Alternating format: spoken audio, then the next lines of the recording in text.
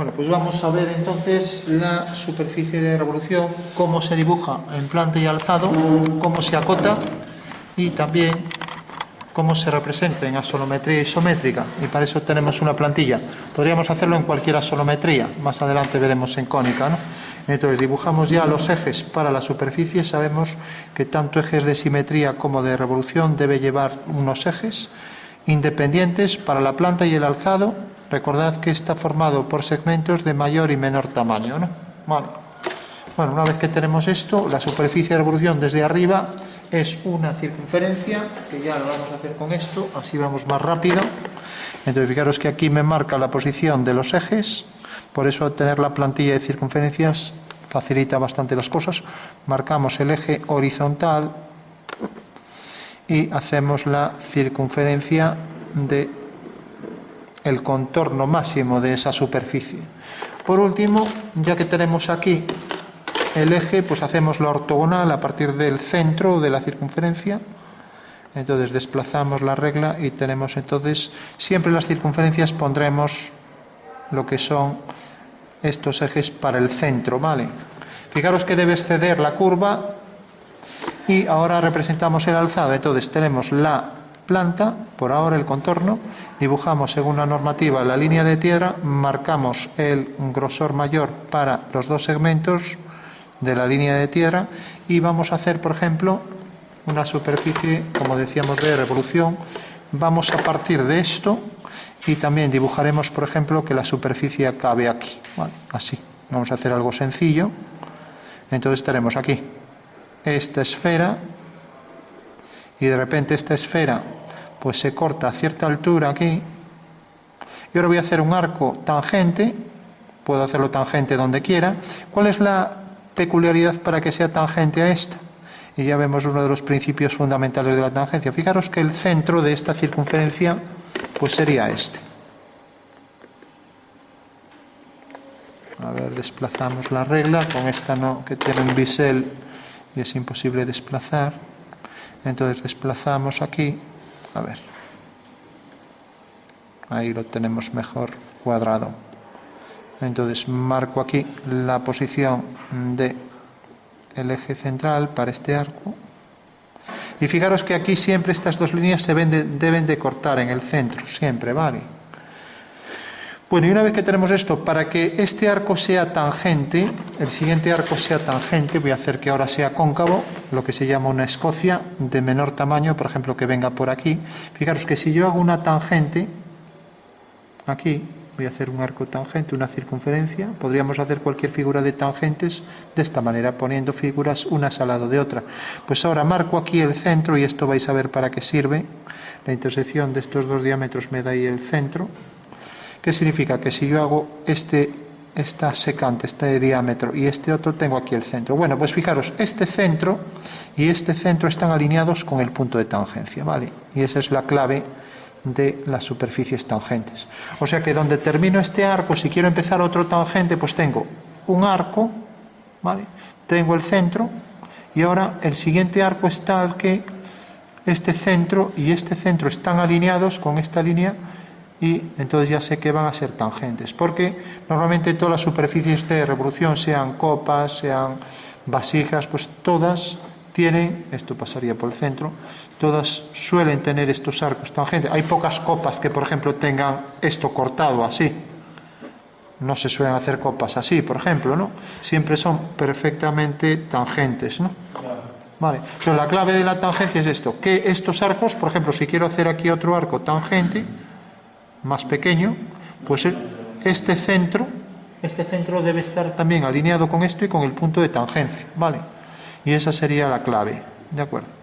Bueno, pues una vez que tengo esto, ya voy a terminar aquí, hago una línea horizontal, termino ahí el arco, entonces hago una horizontal y quiero que de aquí salga un cilindro, entonces haciendo la horizontal, esto cortaría ahí, entonces tenemos esta superficie cilíndrica y ahora termino esto aquí.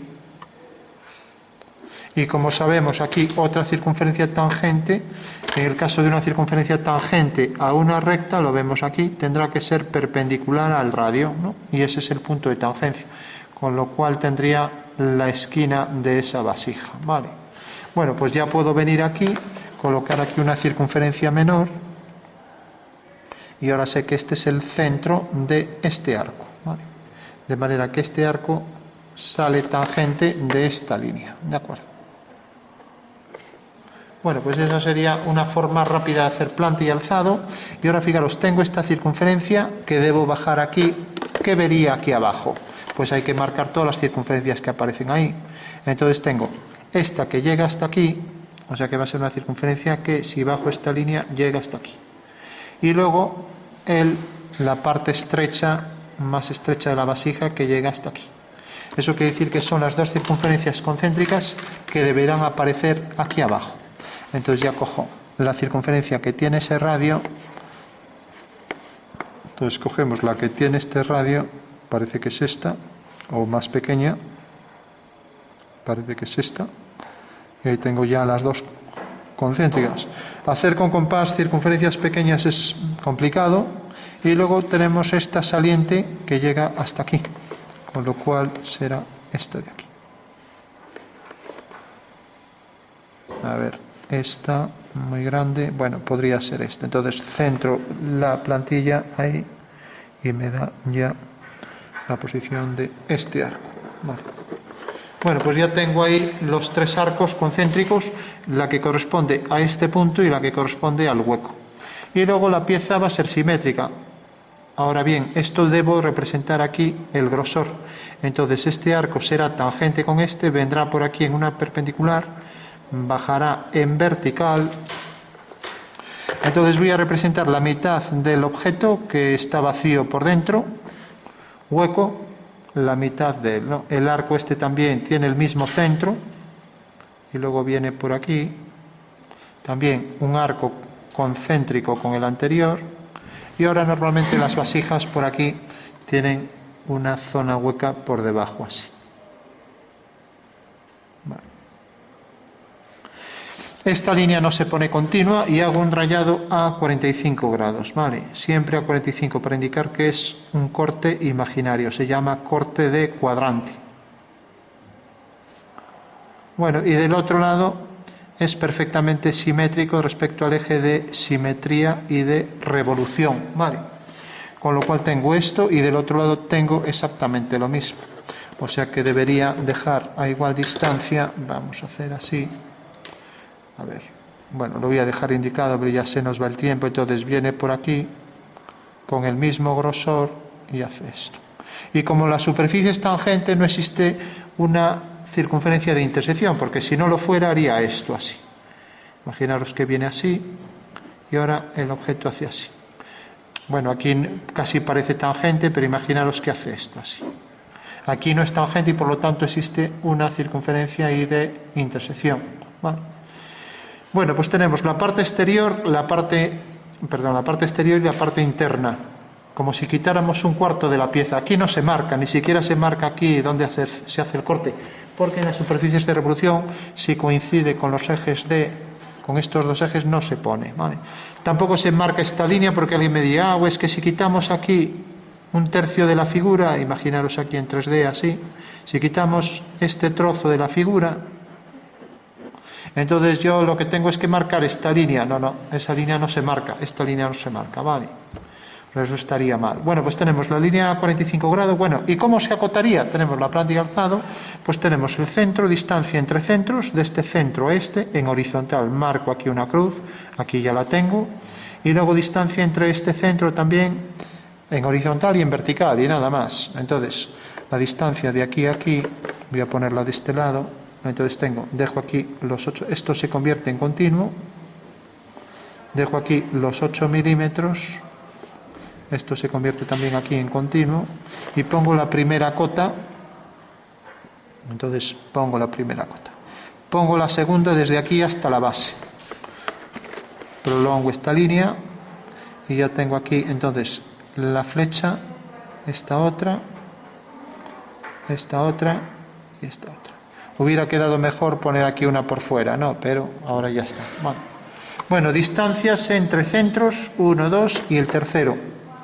En este sí que hago la línea horizontal y voy a poner la flecha por fuera. Con lo cual pongo las medidas, las voy a poner aleatorios para no perder el tiempo, pues por ejemplo 1,3, esto por ejemplo parece 2 y esto por ejemplo 1,7. Vale.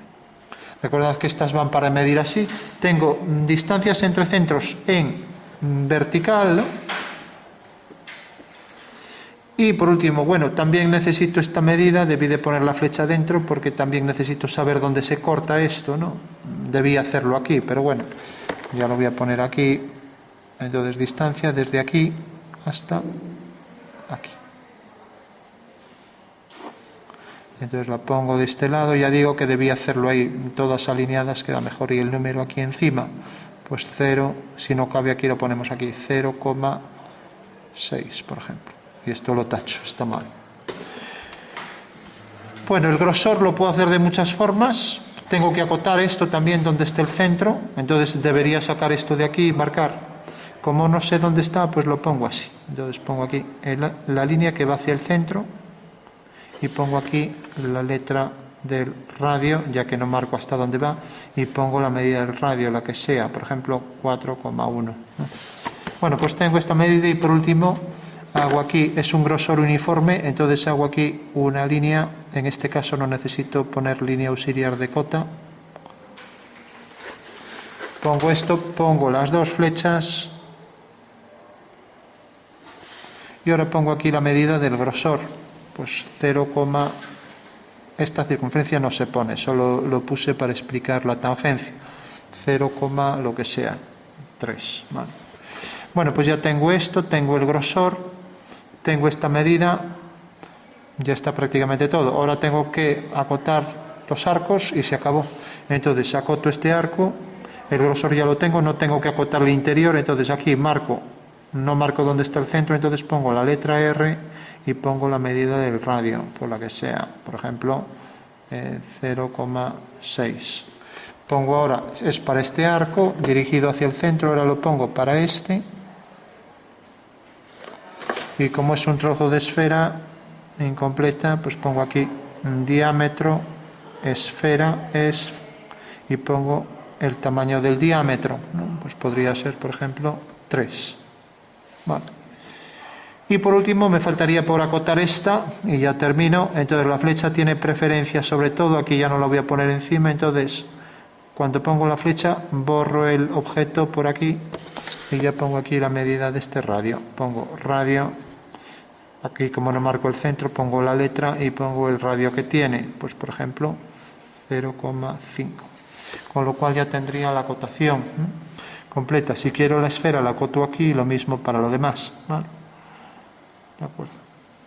Aquí me puede ayudar algo, pues por ejemplo la boca esta exterior, pues esto, dirigido hacia el centro, la flecha borro parte del dibujo y coloco aquí circunferencia, pues la que sea, ¿no?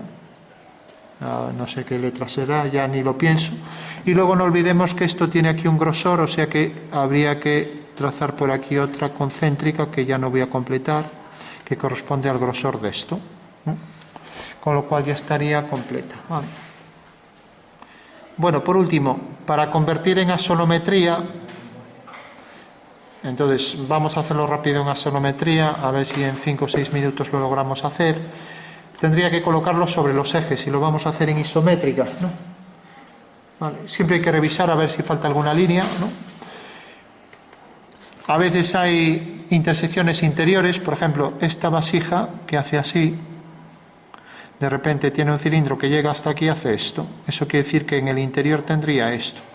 Mientras que por la parte exterior, si os fijáis, por la parte exterior se corta más arriba. ¿Entendéis esto? Sí. O sea que en realidad, por la parte de fuera, esto se corta, la esfera, el cilindro corta aquí, mientras que por la parte interna corta aquí, ¿vale? Bueno, pues eso es importante porque nos muestra la diferencia entre el interior y el exterior. Bueno, vamos a convertir esto en perspectiva y ya terminamos por hoy. Ya digo, este acabado no suele ser usual, esto acabaría de otra forma por debajo, una cosa así informe, pero bueno. Entonces, como no quiero repetir el dibujo, para no perder tiempo, recortamos el dibujo, lo colocamos donde debe de estar y ya está. Entonces tenemos la planta y el alzado, ¿vale? Entonces recorto, con el alzado llega, ya que la planta va a ser esta medida, Entonces recorto el alzado y vemos cómo se coloca para hacer una perspectiva, ¿vale? Ya digo, si tuviera tiempo, pues repetíamos el dibujo, porque necesitamos partir siempre de las vistas para hacer una perspectiva, si la queremos hacer bien, ¿vale? Entonces recortamos la figura y la hacemos rápidamente en perspectiva.